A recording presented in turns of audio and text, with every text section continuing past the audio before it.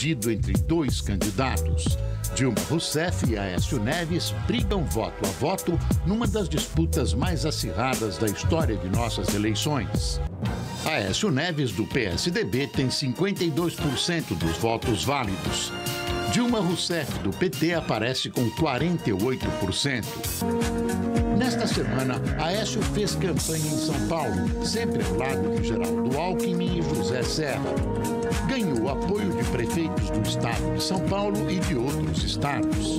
Na sexta-feira, a ex-candidata Marina Silva apareceu pela primeira vez ao lado do candidato desde que anunciou apoio ao tucano. Nos discursos, Aécio Neves mescla provocações com declarações propondo paz na campanha. Vamos fazer o Brasil crescer para gerar empregos. É isso que me move. Essa campanha do ódio, do rancor, da desconstrução, não leva a nada. A candidata Dilma mantém a guarda alta e continua no ataque. Lá eles podem contratar, não sei qual é a legislação vigente, mas aqui no governo federal é nepotismo. Você não pode contratar irmão, um tio, 3 primas e 3 primos. Ninguém pode fazer isso no governo federal. As agressões de parte a parte que o Brasil acompanhou nos debates seguem pautadas pela corrupção na Petrobras. Quero saber quais foram os bons serviços prestados por esse diretor, segundo atesta o seu ato de exoneração da Petrobras. Candidato, a minha indignação em relação a tudo que acontece, inclusive no caso da Petrobras, é a mesma de todos os brasileiros. As obras de infraestrutura na gestão do candidato tucano quando comandou o governo de Minas Gerais. Eu gostaria de saber, candidato, como é que o senhor explica ter construído um aeroporto que na época custava 13,9 milhões e que agora custa 18 milhões a preços de hoje. E que esse aeroporto foi construído num terreno de sua família. Eu quero responder à candidata Dilma olhando nos seus olhos. A senhora está sendo leviana, candidata, leviana. O Ministério Público Federal atestou a regularidade dessa obra e eu tenho que agradecer a oportunidade de falar sobre isso. Na área da educação, através do Programa Nacional de Acesso ao Ensino e Emprego, Pronatec. Fizemos o Pronatec para tratar a questão do ensino médio também com uma questão de formação profissional. O Pronatec é uma inspiração nas ETECs aqui do governador Geraldo Alckmin e nas PEPs do meu governo. E sobre a criação e expansão de programas sociais, como Bolsa Família. O senhor, me desculpa, mas nós não fizemos um programa Bolsa Família para 5 milhões, fizemos para 50 milhões. Se nós fizermos aí um DNA do Bolsa Família, candidata, me desculpe, mas o pai será o presidente Fernando Henrique e a mãe será a dona Ruth Cardoso. O PT comemora o aumento na rejeição de Aécio Neves, que subiu de 34% para 38%. Por outro lado, Aécio vibra com o crescimento nas pesquisas.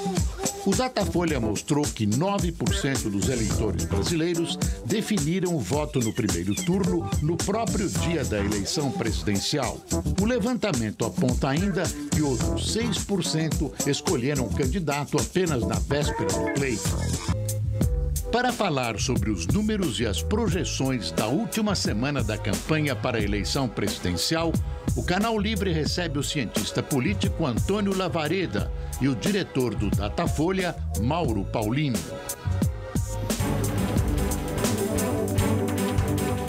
E para falar sobre a emocionante corrida eleitoral, estão comigo aqui na bancada os jornalistas Fernando Mitre, Fernando Rodrigues e Ricardo Boechat.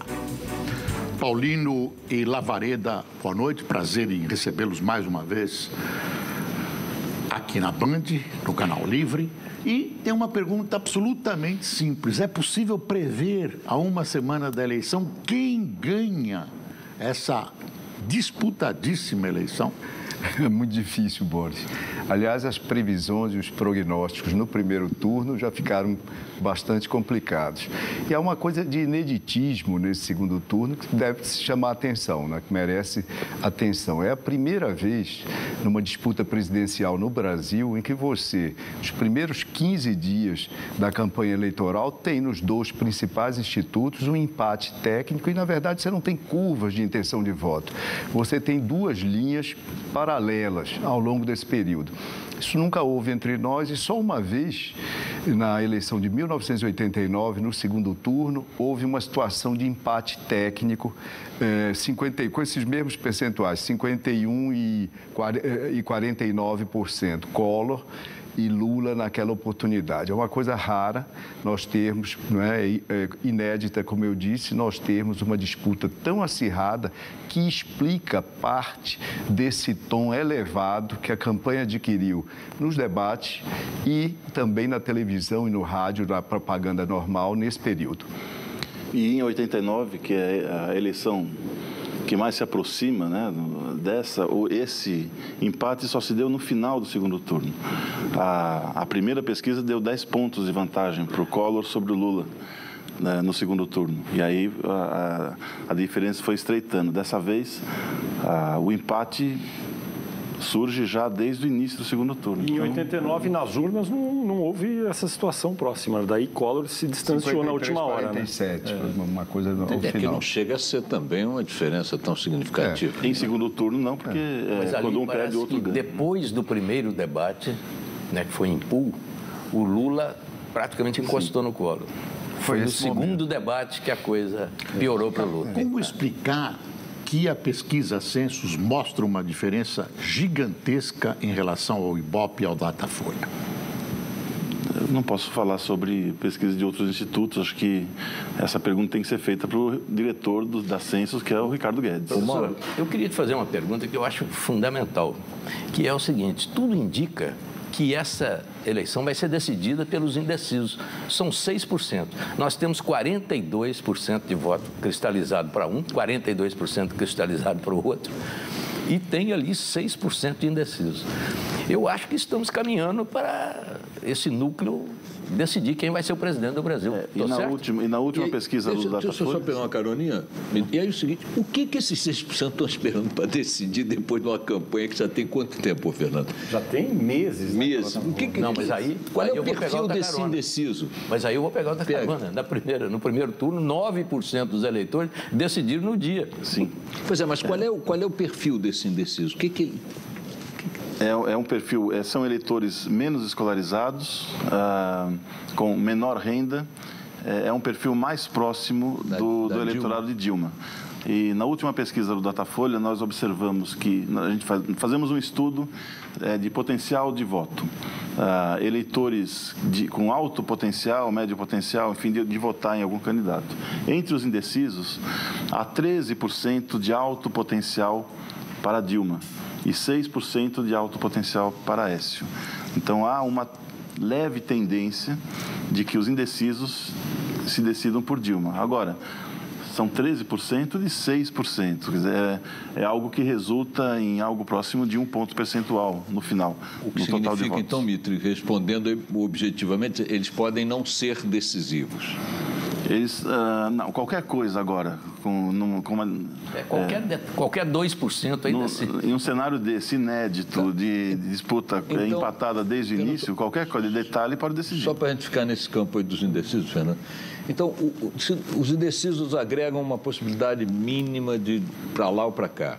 Que outros segmentos, que outros grupos, que outras regiões a gente pode dizer o seguinte: olha, é aqui que o ovo está fritando? Olha, queria só acrescentar um elemento a essa conversa sobre indecisos. Eu me alinho entre aqueles que supõem que boa parte desses indecisos não vão votar. vão votar, vão se abster, etc. e tal. Porque nessa última pesquisa, por exemplo, você tinha 42% dos entrevistados na pesquisa do Datafolha, dirigida pelo Mauro, 42% diziam que votariam com certeza na Dilma, 42% que votariam com certeza em Aécio Neves. Isso dá 84%, restam 16%. A alienação, soma de branco, nulo e abstenção, foi 27%. Alguém lembrará, o Fernando comentava há pouco, há eleitores que morrem, os registros, os cartórios, têm obrigação e mensalmente fazem um balanço, comunicam à Justiça Eleitoral, eleitores falecidos, é feito, mas com certeza deve passar alguma coisa sem registro. O eleitorado brasileiro talvez não seja exatamente 142 milhões, mas superior a 135 é com certeza. Então está faltando a alienação ser computada, quer dizer, ser considerada para que nós possamos fazer algum prognóstico a respeito do que pode vir a ocorrer. Eu acho que esses indecisos, depois de tanto tempo, na verdade, eles não vão contribuir nominalmente para nenhuma candidatura. Então, quem será? Aí sim, uma pista lembrada pelo Mauro. Nessa última pesquisa também do Datafolha, 15% dizem que talvez votassem na presidente Dilma, 18% que talvez votassem no senador Aécio. De outro lado, uma pesquisa do Ibope mostra que investiga, realizada no mesmo momento e, aliás, com os mesmos resultados, que também me parece que é a primeira vez que, no segundo turno, os dois institutos pontuam os mesmos resultados sobre votos válidos para os candidatos. Pois bem, essa pesquisa do Ibope tentava investigar a solidez das intenções de voto de cada candidato.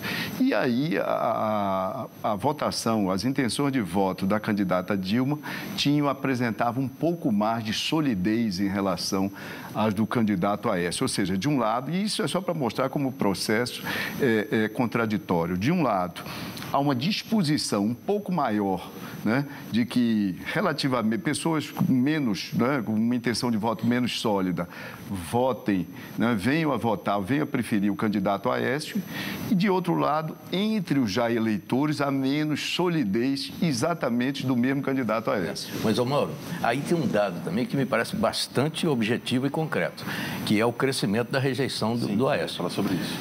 Isso é importantíssimo. E eu te pergunto também, quero te perguntar sobre esse crescimento, foi de 34 para 38, a Dilma caiu de 43 para 42, mas pode-se imaginar, e eu te pergunto isso, que essa desconstrução, que essa agressividade na campanha do PT possa estar aumentando a rejeição do Aécio. Esse é um número a se prestar atenção na pesquisa de amanhã, que o Datafolha divulga amanhã, porque houve, de fato, esse crescimento da rejeição do Aécio.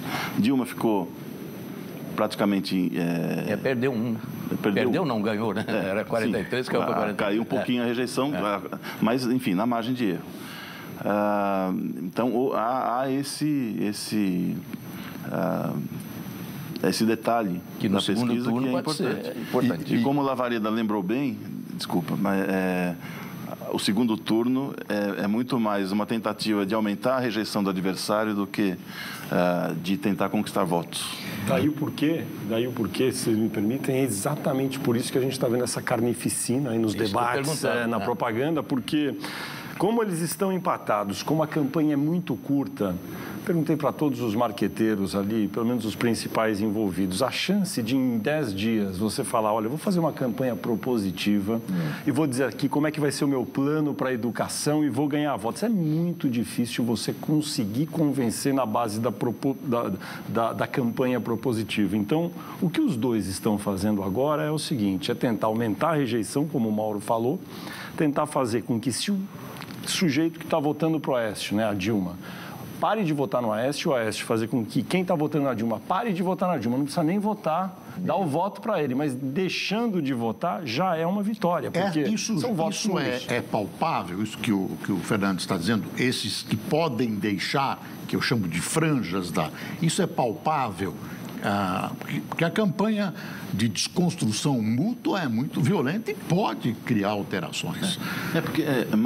Respondendo agora a pergunta do Boechat, mais do que os indecisos, talvez o que se possa trabalhar nas campanhas seja aquele voto não totalmente convicto, né? Sejam os eleitores volúveis de cada um dos candidatos.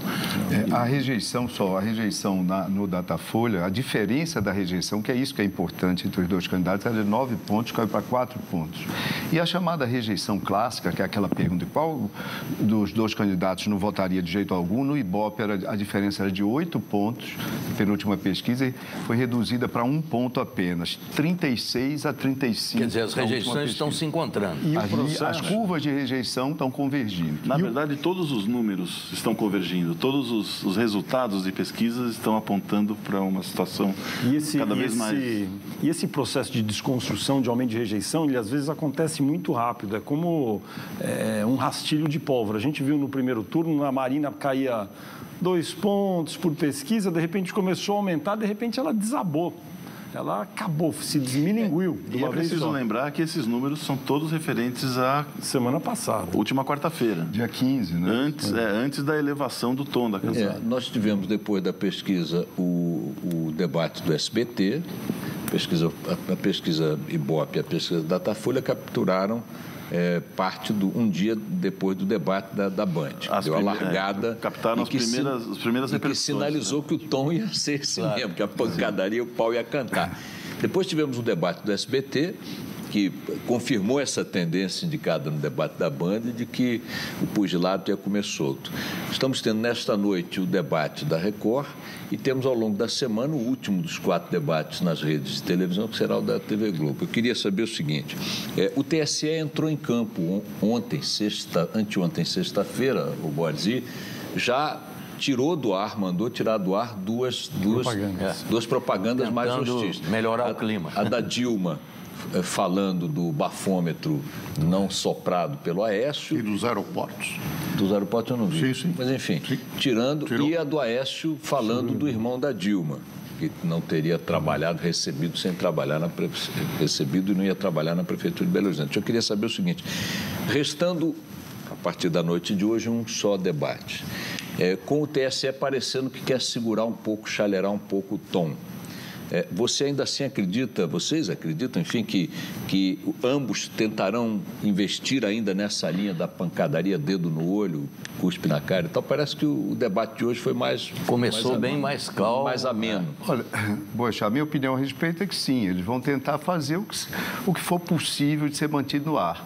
Agora, eu aproveito para fazer um registro. É absolutamente impertinente a ação do Tribunal Superior Eleitoral, né, de tentar restringir e censurar propaganda de candidatos na etapa final de uma campanha. Isso não existe em nenhum lugar democrático, civilizado do mundo. O nosso Tribunal Superior Eleitoral, que, em primeiro lugar, não é uma coisa absolutamente essencial para a democracia. Vocês sabem que há vários países democráticos que não têm uma estrutura tão grande, tão cara quanto a justiça eleitoral. Lavaria de um cavalheiro. Não é absolutamente, não é nada importante. E só para lembrar que, como não é uma qualidade intrínseca da nossa democracia, que a gente tinha justiça eleitoral enquanto tinha a ditadura militar.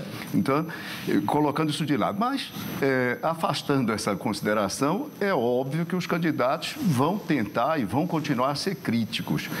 Obviamente, eles talvez venham a se comportar melhor nos debates, porque as pesquisas qualitativas devem ter apontado a ambas as campanhas que, ultrapassar um determinado limite de civilidade não faz bem aos candidatos em debate. Isso que eu gostaria de perguntar ao Mauro, se ele detectou alguma coisa nesse sentido. Durante muito tempo, nós trabalhamos aqui em outras campanhas com a evidência de que a agressividade excessiva prejudicava o agressor, quer dizer, voltava nele. Parece que esta campanha, até agora, está demonstrando que não é bem assim. Que depende do tipo de agressão, Mitri. Aí é que está. Nessa aqui foi mais sofisticado. Aí é que está a minha pergunta. Eu quero saber o que é que funciona contra o adversário e o que é que acaba virando uma arma contra o próprio agressor. Na pesquisa que sai a campo amanhã, estamos investigando especificamente esse ponto. Interessante. Porque foi o que saltou aos olhos agora nessa última semana. Agora, tem um dado importante da pesquisa, dessa última pesquisa. O interesse pela eleição aumentou muito em relação ao final do turma gosta de um telequete. Sim, mas foi antes da elevação do tom, até a quarta-feira passada. Eu imagino que na pesquisa de amanhã, essa taxa aí, metade da população agora, dos eleitores, está muito interessado na eleição. Nós podemos ver isso claramente no debate da Band. O debate da Band atingiu a liderança de audiência quando esquentou mais. Então, no alto da temperatura do debate está também o pico da audiência, entendeu? Ficou em primeiro lugar. Há um desgaste da democracia e dos sistemas eleitorais, tais como eles vêm se desenvolvendo até agora, no mundo todo. E parece que esse fenômeno de só se aproximar a eleição do eleitor chega no momento em que a data da eleição vai se aproximando. Então, há uma distância cada vez maior do eleitor da eleição. Então, na última semana, tem uma aproximação. Isso é um fenômeno internacional muito que afasta um pouco essa questão de que as pessoas gostam do baixo nível. Vamos ver como é que a medição que o Datafolha está fazendo, não sei se você verificou a do Ibope também, indica que nós teremos uma abstenção muito baixa em função desse aumento de interesse, ou já não está medido isso ou não procede? Na verdade, o que nós medimos é taxa de indecisos e votos brancos e nulos. E em relação ao primeiro turno, sempre isso fica mais baixo no segundo turno. Tem um fator importante aí que é o feriado de São Paulo, que é o maior eleitorado do Brasil. O feriado foi jogado para mais adiante, ele cai no começo da semana. O governador Alckmin de São Paulo jogou ele para sexta-feira depois do domingo da eleição. Isso impede que alguns eleitores emendem com o domingo e vão para a praia. Então, isso daí ajuda a ter mais eleitores votando. Agora, a gente não está contando aqui com um fato novo. Toda hora está estourando um fato novo. Como é que esse negócio... Tem um feriado que cai no dia da Santa, sei lá o quê. Não, esse é um feriado do funcionário público. Bom, enfim, é um santo. Considerando o Estado brasileiro, é um santo. Estava lá marcado na data X. Não, ele é no meio da semana. No meio da semana. E haveria a hipótese, talvez, de alguns funcionários já não trabalharem no domingo e emendarem até o meio da semana e não votar. Como São Paulo, supostamente, é um território mais propício para o voto a favor do PSDB... você pode supor... Aí o governador foi lá e trocou a data do feriado. Que ele pôs a comemoração desse feriado na outra sexta-feira. Agora, você sabe que ocorreu também um fato reverso no Rio de Janeiro, na última eleição de prefeito, quando o Eduardo Campos foi beneficiado, porque daí o feriado foi coincidindo. Eduardo Paes. Eduardo Paes. O Gabeira perdeu a eleição por causa do feriado. Bom, coisas exóticas desse tipo, estamos tendo agora estava lendo esse fim de semana, o IPEA está com um novo número sobre a curva da redução ou aumento da miséria no Brasil e proibiram o IPEA de divulgar. Já deveria ter divulgado. O diretor do IPEA pediu demissão. O diretor de pesquisa. Mas sobre a propaganda negativa, eu queria que o Lavareda, que acompanha também no exterior, eu acho que essa propaganda negativa que ocorreu aqui, ela subiu um pouco, 1 grau, assim, ou 2, ou alguns, até na sofisticação. E ela não foi aquela propaganda negativa clássica em que aparece o candidato xingando o adversário. Foi raro esse tipo de momento, exceto no debate. Né? No debate, sim. Claro. Agora, na propaganda, foi a lá americanos. Fernando, na propaganda foi o que está assumindo, o que assumiu, pelo menos em alguns debates recentes, um padrão diferenciado, é o xingamento pessoal. Nos debates, né? Ou seja, uma presidente da República, um senador da República e acusações de leviano para cá, mentiroso para acolá, etc. e tal, isso é uma coisa que você não vê em debates presidenciais mundo afora. Quando vê, é absolutamente exceção. Agora, a contundência dos comerciais, etc., isso é muito normal. É normal. Aqui não foi nada além do que se veio por aí. E por isso que eu digo que é absolutamente impertinente e não ajuda a democracia a Justiça Eleitoral fazer um jogo de cena com a opinião pública e intervir na última hora. Se era para fazer isso, que tivesse feito cena muita que talvez não encontre eco na opinião pública, porque pelo nível de interesse ascendente, parece que ela quer que o tom seja... Mas, Lavareda, fica um dado aí na mesa, eu gostaria que os dois explicassem melhor. A alienação eleitoral do primeiro turno. Foram 27% de ausentes, de um modo geral. O que não era indiciado pelas pesquisas do primeiro turno. Ali os sinais, as pistas eram outras. É que não seria tão grande a alienação eleitoral. Parece que esse é um velho hábito do eleitorado. Ele aparece no dia menor do que o conjunto das pesquisas prevê. Deixa eu começar, e o Mauro ratifica ou retifica. Isso é importante quando a gente discute a dificuldade da previsão. As pesquisas realizadas, tanto pelo Datafolha quanto pelo Ibope, elas apontavam cerca de 9 pontos percentuais de eleitores, à véspera da eleição. Eleitores que ou iriam votar branco ou nulo ou ainda não sabiam quem votar, que em geral isso se admite que poderiam ser eleitores que iriam se abster. Abertas as urnas e computado e comparado com o universo do eleitor, você tem 27,2, etc. E aí, qual a explicação para isso? O eleitor brasileiro dificilmente dirá ao entrevistador que não vai votar. E por quê? Porque o voto é obrigatório. E o Mauro, né, e quem trabalha com pesquisa de opinião pública sabe que é muito difícil um respondente, um entrevistado, admitir comportamentos não legais, ou seja, dizer que vai fazer alguma coisa que legal não é. Entende? Então, isso veda ou dificulta bastante ao Instituto aprender exatamente o quanto vai ser, o quanto poderá vir a ser a abstenção concreta do dia da eleição. Mas, de qualquer forma, a pergunta que abre os questionários do Datafolha é se o eleitor estará na cidade no dia da eleição e se vai votar ou pretende justificar. Então, a gente dá essa opção, justamente para tentar captar pelo menos uma parte dessa mentiroso. Mauro, mas tem um dado que em outras eleições era importante, não sei se agora pode ser, que é o seguinte: dependendo do candidato e dependendo das áreas eleitorais, algum candidato podia ser mais prejudicado porque eleitores daquela região tendiam a não aparecer. Tem isso dessa vez, não? A abstenção é maior nas regiões mais pobres. Então, a abstenção é maior. E quem se prejudica com isso? A Dilma? Na Dilma. Tanto que, nas 4 últimas eleições, o primeiro colocado nas pesquisas em intenção de voto sempre ficou um pouco abaixo. O candidato do PT, que ficava em primeiro lugar no primeiro turno, ficava um pouco sempre abaixo, 2, 3, chegou a ficar 4 pontos abaixo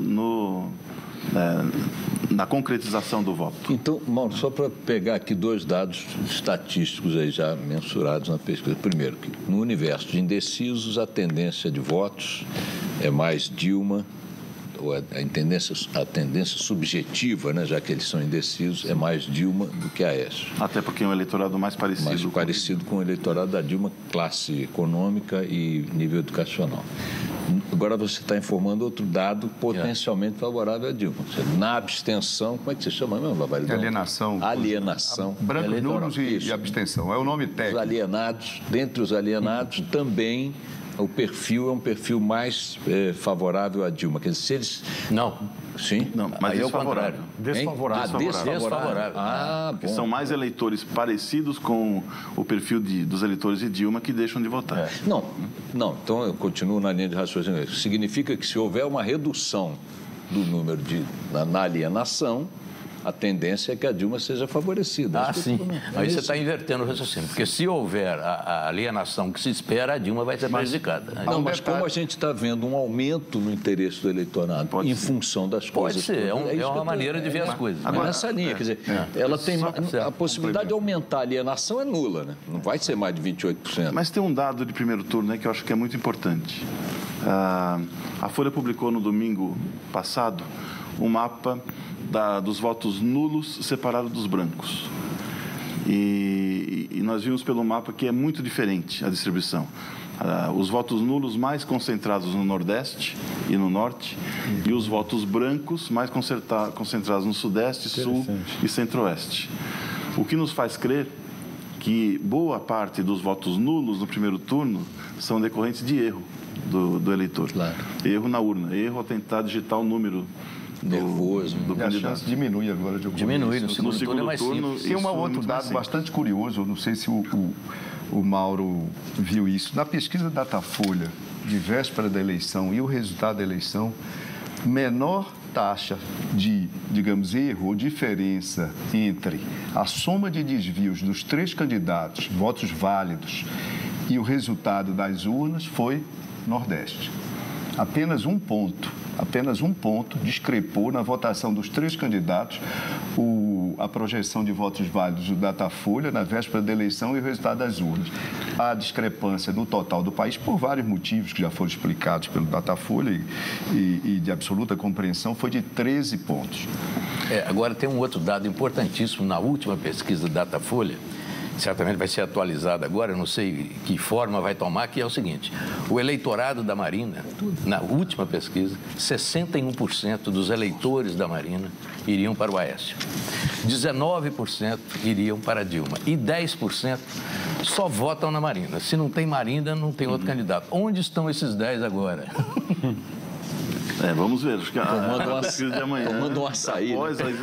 Após o apoio explícito de Marina, acho que na pesquisa de amanhã ficará mais claro. Eu queria complementar só esse dado dos votos nulos. Em 2010, no segundo turno, em todo o país, os votos nulos, separados dos brancos, ficaram na média dos 6% de votos brancos e nulos nacional. Só ficou acima nos estados em que havia também votação para governador. Olha aí. E apenas em um estado que tinha votação para governador com números iguais à votação para presidente, 45 versus 13, os votos nulos ficaram na média também. Onde os números de votos para governador eram diferentes, os votos nulos ficaram acima da média. Ou seja, é mais uma evidência de que parte do eleitorado se complica um pouco ali na urna eletrônica. O Canal Livre vai para um intervalo, voltamos já já. Fique conosco.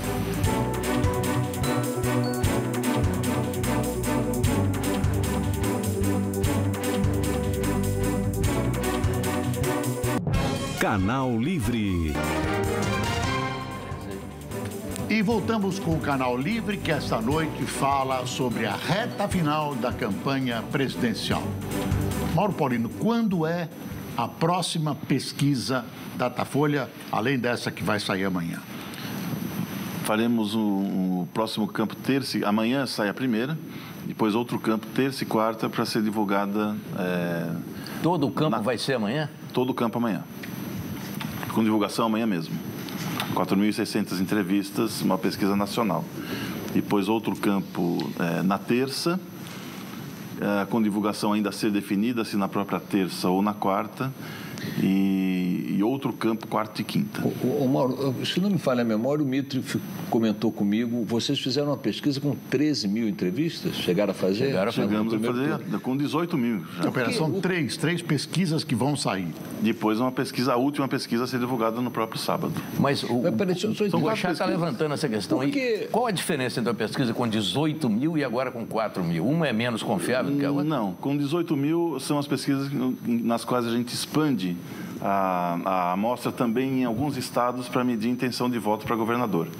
Então, e nós acrescentamos essas entrevistas na amostra completa nacional. E não reduz a margem de erro? Não, porque o desenho amostral é feito com base na pesquisa nacional, então não reduz.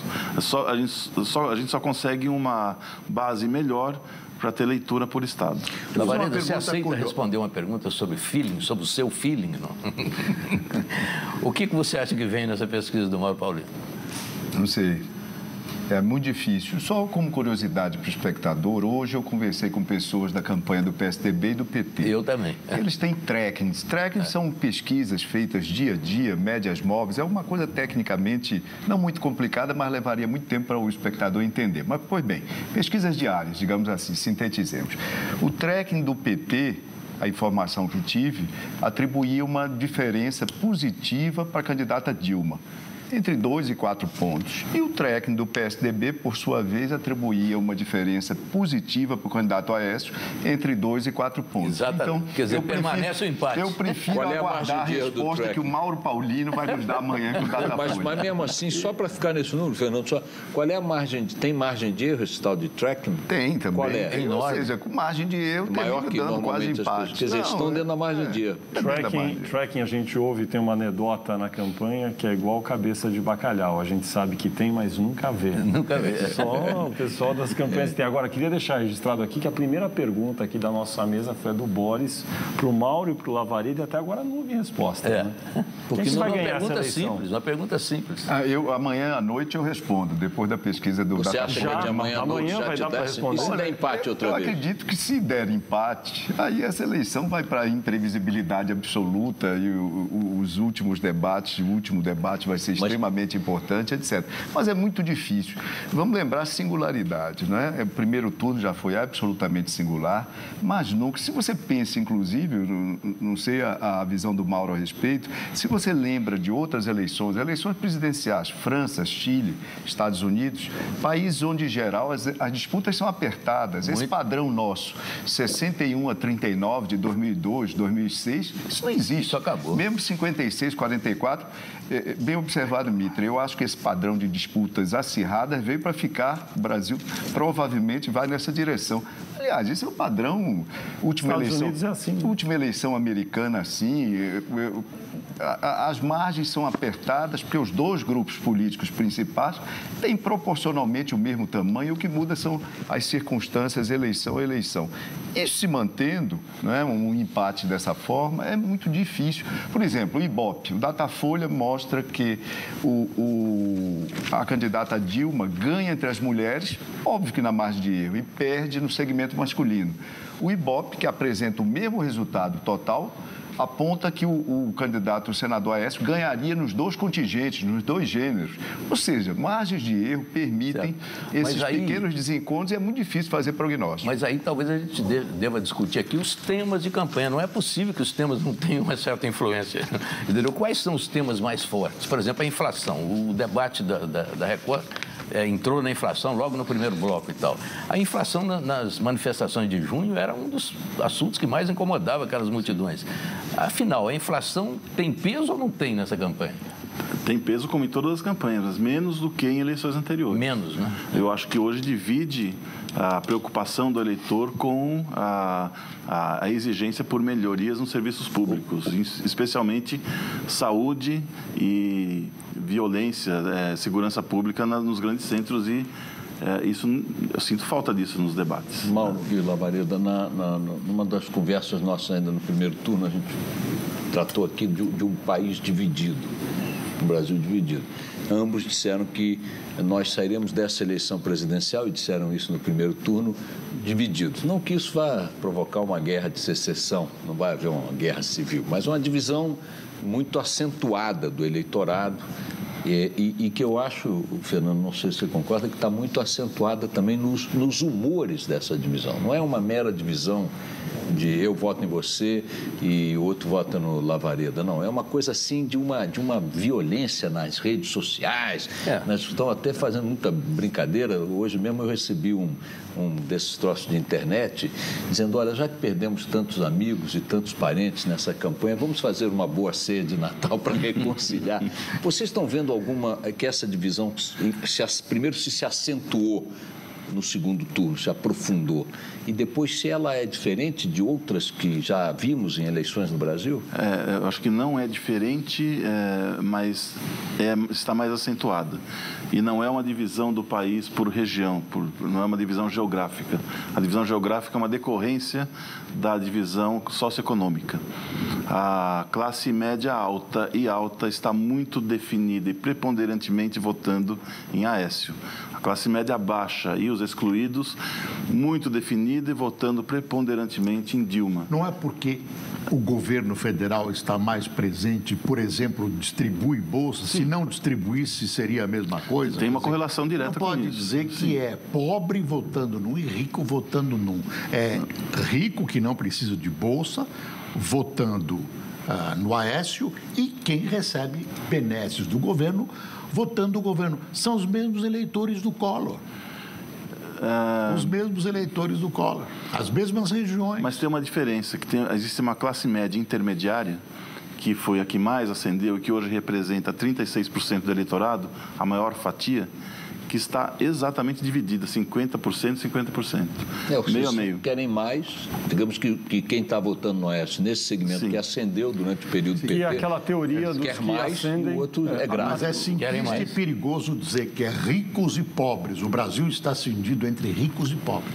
Não é bem assim. Não é, mas até porque se fosse a eleição estava decidida. Proporcionalmente, né? A favor dos pobres. Não é, mas é. Não é, mas é. Porque se pegar a pesquisa, sim, 70% da classe média alta e dos mais ricos estão com a Aécio. E 70% dos mais pobres estão com a Dilma. Na verdade, isso Mitro, o que ocorre tem de diferente... fator de benesse do governo. O que ocorre de diferente nessa eleição em relação às duas últimas, né, as duas anteriores, é esse contingente, o Mauro se reportou aí, de 2 a 5 salários mínimos, isso, 38%, praticamente 4 em cada 10 eleitores, que na eleição de 2010 votou 54%, tá certo? 54% para Dilma. E agora a Dilma tem menos 10 pontos percentuais, tem apenas 44%. Mas o Brasil cresceu 7,5% em 2010. Exato. Tá aí o porquê. E essa faixa do eleitorado é que mais se beneficia quando tem um crescimento robusto de 7,5%.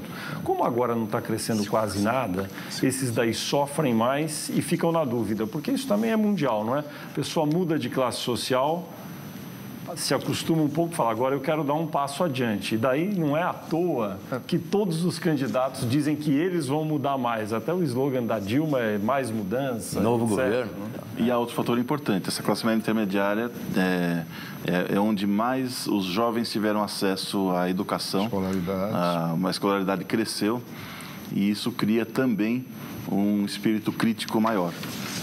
Inclusive em relação ao governo ao qual eles atribuem essa melhora. E daí a estratégia da Dilma de colocar uma semente de dúvida, né, na cabeça desses que estão aí nessa faixa de 4 de cada 10 eleitores, dizendo, olha, eu mudei, você lembra? Ela hoje, né, mesmo na noite de domingo, fala, a propaganda é sempre assim, olha, veja como você melhorou, você não viajava de avião, etc. Você vai arriscar mudar? É isso que ela quer. E o Aécio, ao contrário, dizendo, olha, mude, porque comigo vai ser melhor. Claro.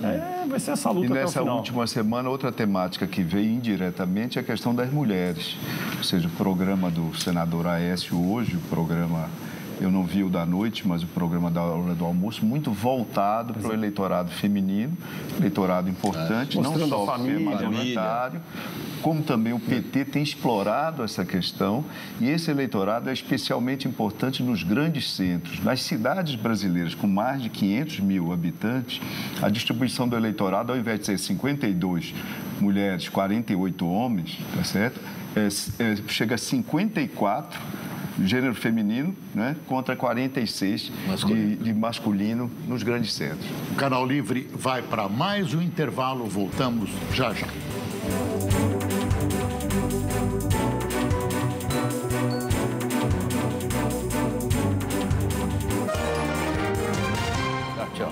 Tchau. Estamos de volta com o último bloco do Canal Livre, que esta noite fala, evidentemente, sobre as eleições do próximo domingo. Boixá. Vareda e Mauro, eu quero continuar no tom da campanha. Estamos aí... há emissoras que não falam das outras, a gente aqui não tem esse negócio. Está rolando, tá rolando, acabou, enfim, a essa altura, não sei, o debate na Record, a gente estava monitorando aqui, acho que o tom está menos hostil, né, do que do SBT.